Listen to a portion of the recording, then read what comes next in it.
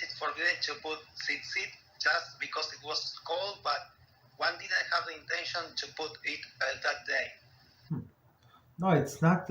It's never forbidden to put tzitzis. So basically, it's always proper to do all of the mitzvah for the sake of the mitzvah, right? It says, if you check your siddur, it says I'm doing the mitzvah l'shem yichud, right? For right, all of these kabbalistic things, right?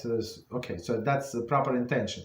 But even a person did not do it for a proper intention, just did it period, so it's still considered to be a mitzvah. That doesn't matter if it's if he's still cold and if he wears tzitzis just because it's cold. Okay, if it's not proper intention, but at the end of the day he was wearing tzitzis. Yeah, there is no problem.